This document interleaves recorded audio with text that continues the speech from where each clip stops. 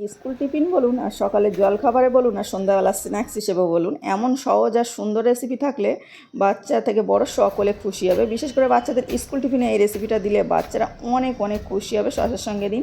এটা কিন্তু বানাতে খুব বেশি সময় লাগে না, 7 থেকে 8 মিনিটের মধ্যে বানিয়ে নিতে পারবেন। কম সময়ে কী করে বানাতে হবে সেই প্রসেসটাই আমি আজকে দেখাবো। আর যেহেতু আমাদের সকালে উঠতে লেট হয়ে যায়, ঘুম থেকে উঠতে, তার জন্য কম সময়ে আমাদের টিফিন রেসিপি বানাতে অনেক টেনশন থাকে, কী বানাবো, প্রতিদিন বাচ্চার টিফিনে কী দেবো। তো এটা বানালে আমার মনে হয় বাচ্চারা বেশি খুশি হবে। আসুন দেখে নেওয়া যাক। প্রথমে এখানে আমি 1.5 কাপ পরিমাণ ময়দা নিয়ে নিচ্ছি। আমি একটু বেশি করে বানাচ্ছি, ওই জন্য 1.5 কাপ নিলাম। চাইলে বাড়িয়ে কমিয়ে নিতে পারেন। স্বাদ অনুযায়ী লবণ দিয়ে নিচ্ছি, আর এখানে 2 টেবিল চামচ চিনি দিয়ে নিচ্ছি। এটার মানে চা চামচের দিলে 1 টেবিল চামচ হবে।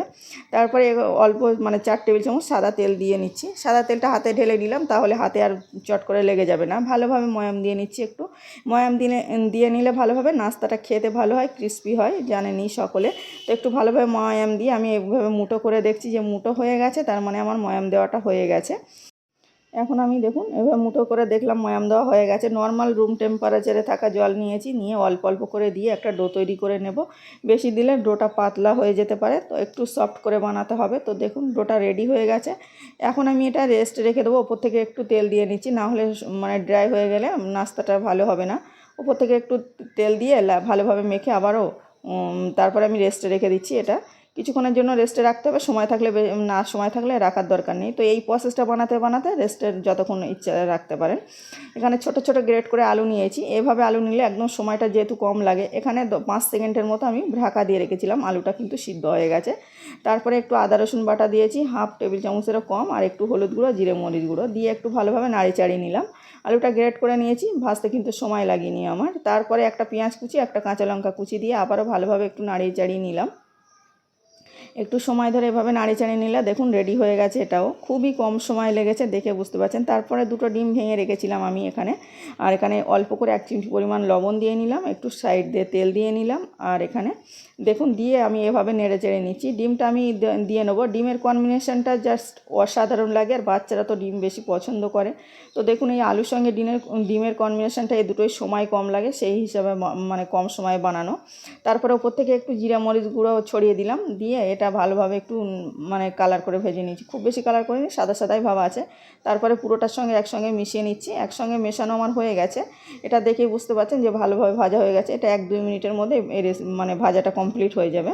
তারপরে আমার এটা কমপ্লিট হয়ে গেছে। এটা আমি সাইডে এখন সরিয়ে রেখে দিচ্ছি। যে ডোটা রেডি করে রেখেছিলাম সেই ডোটা এখন বার করে নিচ্ছি। দেখুন ডোটা অনেকটা সফট হয়ে গেছে। একটু 1-2 বার মতো এভাবে মেখে নিলাম। বেশিক্ষণ মাখিনি, 1-2 বার মেখে এখানে লেচি কেটে নিয়েছি। একটু ছোট ছোট করে লেচি কেটে নিয়ে এভাবে বেলে নেব। এটা চাইলে কিন্তু একটু বড় সাইজের রুটি বেলে নিয়ে একসঙ্গে অনেকগুলো তৈরি করে নিতে পারেন। তো আমি দেখে নিচ্ছি। একটা বড় সাইজের রুটি বেলে নিয়েছি। এই প্রসেসটা একটু ভালো করে দেখলে বুঝতে পারবেন, একবার দেখলেই শিখে যাবেন। এটা একটু অন্যরকমভাবে বানাবো। প্রথমে উপর থেকে সাদা তেল দিয়ে নিলাম, তারপরে উপর থেকে একটু কর্নফ্লাওয়ার এভাবে দিয়ে নিচ্ছি। ভালোভাবে কর্নফ্লাওয়ারটা পুরো রুটিটার ওপরে দিয়ে নিতে হবে। তো আর চাইলে ব্রাশ করেও নিতে পারেন। আর কর্নফ্লাওয়ার যদি হাতের কাছে না থাকে, এখানে ময়দা তেলের সঙ্গে গুলে একটু বেশি করে নেবেন, সেটা মোটা করে লেয়ার দিয়ে নেবেন। আর কর্নফ্লাওয়ার থাকলে ভালোই হয়, বেশি মুচমুচে হয়। তো চাইলে কিন্তু আমি আবারও বলছি, চাইলে ময়দাও তেলের সঙ্গে গুলিয়ে এই ভাজে ভাজে এভাবে দিতে পারেন। তারপরে একটা ফোল্ড করে নিলাম। ফোল্ড করে নিয়ে এভাবে একটু কর্নফ্লাওয়ার দিয়ে আবারও একটা ফোল্ড করে নিলাম। এভাবে আবার ওপর থেকে একটু কর্নফ্লাওয়ার দিয়ে আবারও একটা ফোল্ড করে নিচ্ছি। দেখুন সাধারণত আমরা যেভাবে চৌকো পরোটা করি সেইভাবে আগে শেপ দিয়ে নিলাম। এভাবে শেপ দিয়ে এভাবে আমি সবগুলো শেপ করে তৈরি করে রেখে দিলাম সাইডে। একটা লেচি নিয়ে আমি বেলে দেখিয়ে নেবো আসল প্রসেসটা কীভাবে বানাচ্ছি। তো আপনারা চাইলে যে কোনো শেপের বানিয়ে নিতে পারেন। তো দেখুন এই শেপে বানালে বাচ্চারা তো বেশি পছন্দ করবে, আর ক্রিসপি তো দেখেই বুঝতে পারছেন। আর অনেকগুলো লেয়ার পরে তার জন্য খেতেও কিন্তু ভালো হয়। তারপরে এভাবে আবারও চৌকো পরোটাটা ভালোভাবে একটু জোরে বড় করে বেলে নিলাম। তারপরে এভাবে চৌকো করে শেপ দিয়ে নিলাম। একটার উপরে আর একটা রেখে এভাবে চৌকো করে নিলাম। তারপরে ভিতরে একটু পুর দিয়ে নিচ্ছি। প্রয়োজন অনুযায়ী পুর দিয়ে নিতে হবে। আর ছোটো বড়োটা নিজের প্রয়োজন পছন্দ অনুযায়ী তৈরি করে নিতে হবে। তো এটা একদম পারফেক্ট সাইজ ছিল। তারপরে এটা ময়দা আর জলের সঙ্গে একটু গুলিয়ে রেখেছিলাম অল্প করে। 2 টেবিল চামচ ময়দার সঙ্গে 1 টেবিল চামচ জল দিয়ে গুলিয়ে রেখেছিলাম। এটা দিলে আর খুলে আসবে না, আটা আটা ভাবটা থাকবে। তারপরে এদিক থেকে একটা এভাবে নিয়ে ফোল্ড করে নিলাম। দেখুন একটু ভালোভাবে সাইড দিয়ে বার হয়ে যাচ্ছে, ওই জন্য ভালো করে দিয়ে নিলাম। তারপরে এদিক থেকে একটা নিয়ে ফোল্ড করে নিলাম।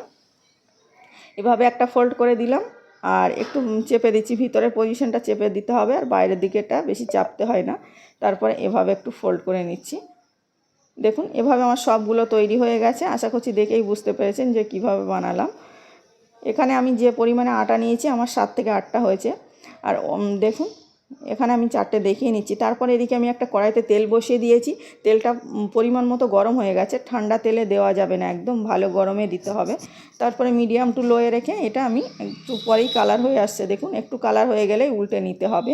এভাবে মানে 1-2বার উল্টে পাল্টে ভেজে নিতে হবে। আর অনেক মানে লেয়ারগুলো দেখুন ছেড়ে ছেড়ে যাচ্ছে, আর এটা তার জন্যই বেশি মুচমুচে হবে, খেতেও দারুণ টেস্টি। আবারও বলছি বাচ্চারা কিন্তু ভীষণ পছন্দ করবে এটা, কিন্তু মানে বাচ্চাদের স্কুল টিফিনে দিলে ফিরিয়ে আনবে না। আমি আবারও সেমভাবে আরেকটা দিয়ে নিলাম, দিয়ে একটা চাইলে ভেজে নিতে পারেন, যে তোমার কড়াটা ছোট ছিল ওই জন্য দুটো একটা করে দিয়ে ভেজে নিয়েছি। আর এটা কিন্তু খুব বেশি সময় লাগে না, আবার একদম কম সময় ভাজলে হবে না, যেহেতু ভিতরে অনেকগুলো লেয়ার দিয়েছি। যে মানে যেদিকে লেয়ারটা বেশি আছে সেদিকেটাই মিডিয়াম টু লোয়ে রেখে একটু বেশিক্ষণ ধরে মানে ভেজে নিতে হবে, তাহলে ভিতর থেকে ভালো হবে। সবগুলো আমার ছেঁকে নেওয়া হয়ে গেছে, মানে ভেজে নেওয়া। লেয়ারগুলো দেখুন অনেক ভালোভাবে বোঝা যাচ্ছে। এখন সবগুলো আমি তেল ছেঁকে তুলে নিয়েছি। আমি একটা ভেঙে দেখাবো, আওয়াজটা শুনলে বুঝতে পারবেন কতটা ক্রিস্পি হয়েছে। দেখুন এটা অনেক মুচমুচে হয়েছে। আপনারা অবশ্যই ট্রাই করে দেখবেন।